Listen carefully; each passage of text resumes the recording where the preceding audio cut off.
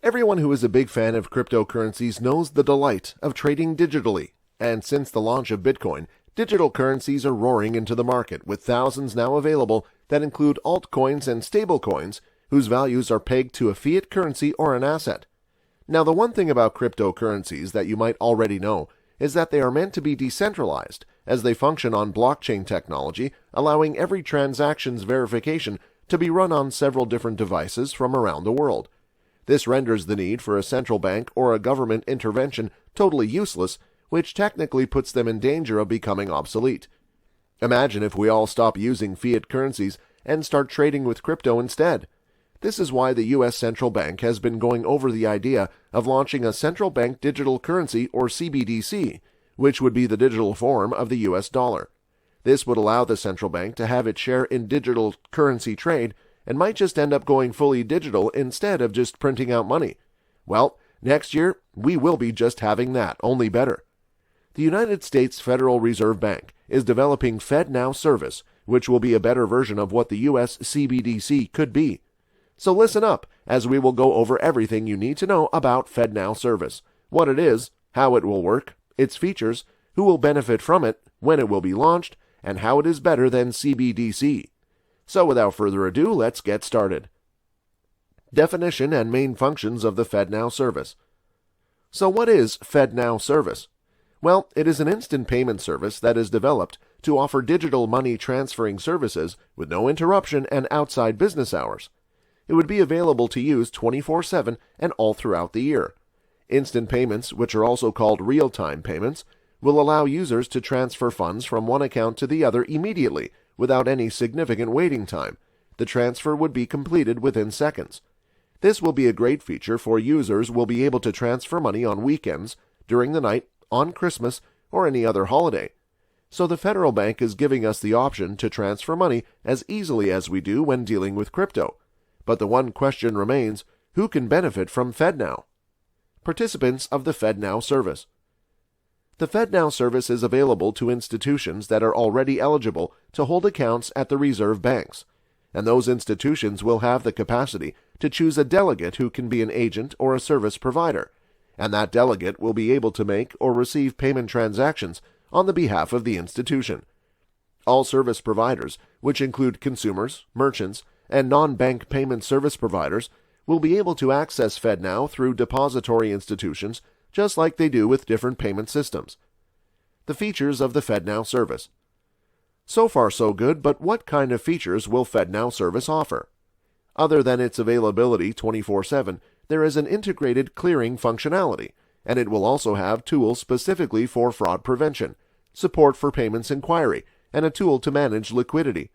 This liquidity management tool will be available to both the participants of FedNow service as well as their liquidity providers, in addition to the participants in the instant payment services from the private sector who have a joint account at a reserve bank. There are also some other optional features that a financial institution can choose to participate in. Such options include 1. Send and receive. If an institution chooses this option, they'd be able to send, receive, and also return customer payments. They can send and receive credit transfers from other institutions, which would support the liquidity needs of instant payment. They can also send requests for payments, which is usually initiated by customers, and can additionally receive requests for payment on behalf of their customers. 2. Receive only. If this option is chosen, the institution will only receive payments from other institutions, allowing it to meet liquidity needs. They can also return received payments and send requests for payments, but they won't be able to receive them. 3. Liquidity management transfers. The institution that opts for this optional feature will be able to complete credit transfers with a high dollar limit to and from other financial institutions at previously scheduled times, and such transfers can be completed even if the FedWire Funds service is unavailable at the moment of transfer. 4. Settlement services. When an institution chooses to participate in this feature, it will have support for the relationship between the correspondent and respondent. What this means is that FedNow transactions for the financial institutions that would be using correspondents will eventually settle in the latter's master account. Why and how did the Federal Reserve Bank decide to develop the FedNow service? Those are some very interesting options indeed, but one might wonder, why would the Federal Reserve Bank decide to launch such a service? Well, the first thing you need to be aware of, and that the Federal Reserve Bank already does, is that instant payments are growing extremely fast among other digital payments, and its annual growth rate is estimated to be 23.6% from 2020 to 2025. Besides, central banks in what so far has exceeded 50 countries in the world already have developed and deployed instant payment services, allowing users to settle funds immediately. Besides, American consumers already have access to other network services that offer them instant payments, such as RTP Network and Zelle, which are both owned and also operated by private companies. You also have to know that the idea of having an instant payment network and service like FedNow, which is owned by the central bank, isn't recent.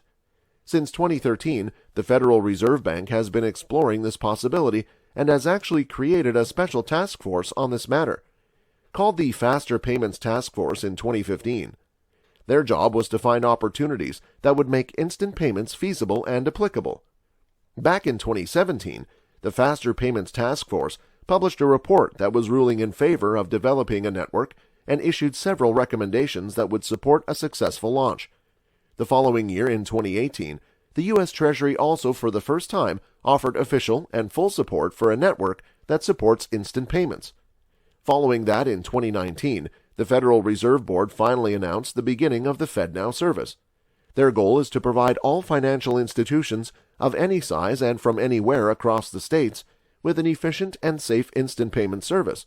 And now we finally have specific timing, as the FedNow service will be launched somewhere in the middle of 2023.